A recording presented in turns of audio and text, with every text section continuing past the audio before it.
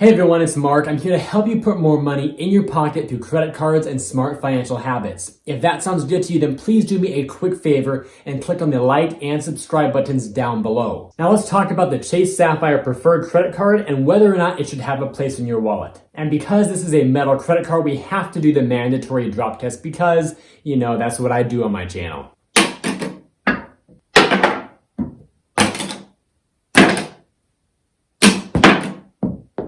Oh yeah. And now on to the perks, benefits, and points. So as I make this video in October 2020, the current sign-up bonus on the Chase Sapphire Preferred Credit Card is 80,000 Ultimate Rewards points after you spend $4,000 in the first 3 months of card membership. Now that's a really strong offer. The standard offer on this card is normally 60,000 points for the same spend requirement. Now the official expiration date is not yet published, but I'm thinking it's going to be November 7th, 2020, because if you look here on the screen, this is my referral link for the card. I clicked on it myself to view the landing page that came up, and on that referral link it says be sure to apply through this page and your friend can be rewarded. Apply by 11/7/2020. So it definitely seems like the referral offers are going to be expiring after the first week of November, but I'm not sure if that actually means the public offer for 80,000 points will also expire too. But whether you get in on the 80,000 point bonus or the 60,000 point bonus, what is this actually worth? I'll show you right now. If you get the 80K bonus, it's worth about $1,600 toward travel using Chase's transfer partners. And I'll get to that in just a moment. That's an average value. It would also be worth $1,000 if you use Chase's portal. I'll show you that as well.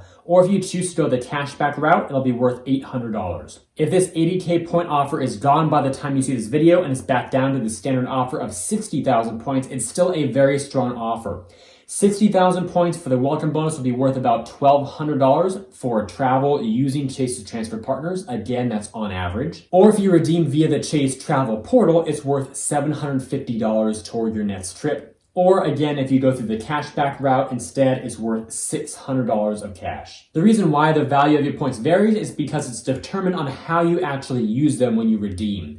So the value of one Chase point on average is about 2 cents per point when you redeem for travel via those transfer partners, or a guaranteed flat rate of 1.25 cents each for travel on Chase's Ultimate Rewards portal, or if you redeem for cashback, your points are worth 1 cent each. So now let's take a look at these 3 redemption options in a little bit more detail with some screenshots to help you visualize and see what the experience is like. When you log into your Chase account and go to the rewards section, which is called Ultimate Rewards, you'll see different options to redeem your points. If you choose transfer to partners, you'll see a list of all of Chase's current travel partners, which include airlines and hotels. You can click on the transfer points button and then convert your Chase Ultimate Rewards points into airline miles or hotel points with the designated partners. Here's the current list of Chase's transfer partners, including the airlines and the hotels, and all of the current transfer partners are 1-to-1, meaning 10,000 Chase points becomes 10,000 air miles, or 10,000 Chase points becomes 10,000 hotel points. And you might see an occasional transfer bonus occur where you might get even more value than that. The travel portal gives you a flat, consistent rate of 1.25 cents per point. This is where you can book flights, hotels, rental cars, activities or things to do, vacation rentals, and cruises. So a much wider variety here. That goes well beyond Chase's list of transfer partners. So if you go through this to give yourself more flexibility, your points are going to be worth 1.25 cents each, so 10,000 points is $125 toward travel. And then if you choose the cashback option, 1 point is worth a penny each, so 10,000 points is worth $100. Obviously, that's the weakest option for redeeming points here and the least preferred method, but still a penny a point is not bad when you have a travel card that still cashes out at a fairly decent rate. There are plenty of travel credit cards that give you way worse than 1 penny per point, so if you have to cash out, then this is not a bad option, but of course, it's not anywhere near the best. If you have the Chase Sapphire Preferred card, you want to focus your rewards on travel for the most part. Even if you're not traveling much right now, save those points for when you do have that vacation planned in the future. And by the way, as I'm making this video in October 2020, Chase does have another redemption outlet called Pay Yourself Back, both with the Chase Sapphire Preferred and the Sapphire Reserve, where your points can be redeemed for more everyday items at the same rate as your travel portal. So in this case, for the Sapphire Preferred, 1.25 cents per point, and you can redeem at that rate to wipe out your purchases at dining establishments, grocery stores, and home improvement stores. Basically, the way that works is you make a purchase at any of those 3 types of merchants, And then after the fact, you go into your rewards portal and redeem your points at 1.25 cents per point to cancel out or wipe out those transactions. In other words, you're basically paying yourself back for the money you spent. Chase just extended the Pay Yourself Back program through April 30th, 2021. And so at that time, it will expire completely unless they extend it a second time. Now let's move it to how you earn points with this card. The Sapphire Preferred card earns double points on all travel, double points on dining, and 1 point per dollar on everything else. The annual fee on this card is $95. Now, if you're wondering what counts as travel with Chase, there is a long list of different things here, including airlines, hotels, car rental agencies, cruise lines, travel agencies, and a whole lot more. You can see this list up with a link to this as well in the description below if you want to look at it in more detail. But unlike a lot of cards that might earn double or triple or more points on just airfare or just hotels, Chase is pretty generous with all the different travel categories that it covers. Okay, now let's look at the perks and benefits of the Sapphire Preferred card. We covered the first one already, the points boost, where your points are worth 25% more toward travel using the Chase Ultimate Rewards portal, and also via the Pay Yourself Back feature, where you can redeem your points to cover purchases at grocery stores, home improvement stores, and dining establishments. This is valid through April 30th, 2021, unless they decide to change or extend the program in some other way before then. We also talked about the points transfer partners. We can convert your Ultimate Rewards points one-to-one to all those other airlines and hotel partners. But there's also a few more benefits here, including Dash Pass by DoorDash for 1 full year, as long as you enroll by December 31st, 2020, unless, of course, they extend that program or change it in some way as well. That will give you free food delivery through DoorDash for at least 12 months. And that means waived delivery fees and reduced service fees, which is very nice. Normally that costs about $10 a month, so around $120 per year, and that's given to you at no additional cost. You'll also earn 5 points per dollar on your Lyft purchases through March 2020, again, unless extended or changed. This card has no foreign transaction fees, and it does have a lot of great insurance coverages too. Now, to view or enroll in some of these benefits, what you want to do is log into your Chase account, go to your points section, which is your Ultimate Rewards portal. And once you get there, click on the menu at the very top and then choose card benefits from that menu. Once you're there, you'll then be able to see the featured benefits and a whole bunch of others. You simply scroll from left to right and can view each one. The complimentary Dash Pass subscription will be listed there. All you've got to do is click on the Learn More link there at the bottom. And then you'll be able to see all the terms and conditions, additional details about the program, and there'll be an Activate Now button as well. Simply click on that to enroll and activate your membership. Also, the Pay Yourself Back feature, in case you're not traveling much right now and you want to use your points at an elevated rate, again, 1.25 cents per point, to cover your purchases at grocery stores, dining establishments, and home improvement stores, it's in the same place. Go to the rewards section, click on the main menu at the top, and then choose the Pay Yourself Back option there. You'll then see a list of eligible purchases against which you can redeem your points to cover them. For the travel insurance, the card comes with trip cancellation and interruption insurance, auto rental collision damage waiver, baggage delay insurance, trip delay reimbursement, and travel and emergency assistance services.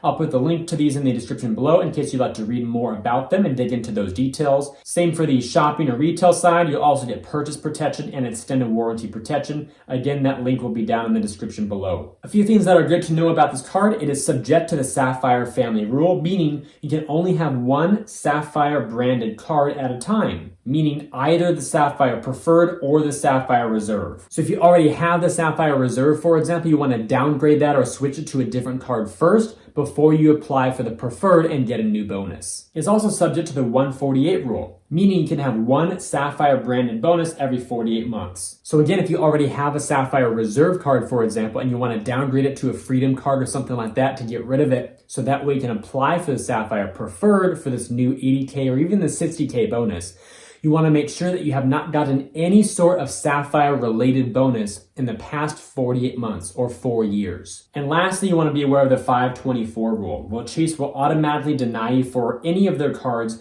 if you've opened up 5 or more credit cards with any issuer in the past 24 months. And also be aware that you can upgrade or downgrade this card to some other Chase products. So if you get the Sapphire Preferred and a year later you want to switch it out, you can always upgrade to the Sapphire Reserve. That's their $550 annual fee card, or downgrade to a Freedom branded card, either the Freedom Flex or the Freedom Unlimited, both of which have no annual fee, or even go to the no fee Sapphire card. Whenever you upgrade or downgrade, you will not be eligible for a welcome bonus. Those are only available to you when you open a new account. So should you get the Chase Sapphire Preferred card, let me help you make the right decision for you. You should get this card if you value travel points over cash back, and also if you have other Chase cards that earn Ultimate Rewards points. Because as I mentioned in this video, the Chase Sapphire Preferred card gets that 25% bonus when you redeem your points for travel, and at least temporarily when you pay yourself back for those other purchases at dining establishments, home improvement stores, and at grocery stores. So if you want to make your points worth 25% more that you earned on your Freedom cards, for example, then getting the Sapphire Preferred card will make all of your points earned from all of your cards worth 25% more when you redeem for those types of purchases. This card could also be a good fit for you if you fly United or Southwest and stay at Hyatt hotels, or of course if you value any of the other transfer partners that Chase has. And of course, if you're simply chasing a really great bonus, this could be a great card for you to get as well, and then decide if you want to keep it long term later on. However, you probably want to avoid this card if you strongly prefer cashback, if you are over 524, and if you want a daily use card. The Chase Sapphire Preferred card is simply not a great card to use every day because you get double points on dining and double points on travel, and that's it. 1 point per dollar everywhere else. And in today's world, we have no annual fee cashback cards that get triple, 4x, and even 5x on certain categories now. So there are a ton of cards that actually outperform the Sapphire Preferred in a lot of ways. So if you're going to get this card, then I really recommend you don't use it as your everyday driver, so to speak. The reason why I got it is for access. And by that, I mean access to higher redemption values and to transfer partners. Because I do have a Freedom branded credit card that earns much higher multipliers on everyday spend categories,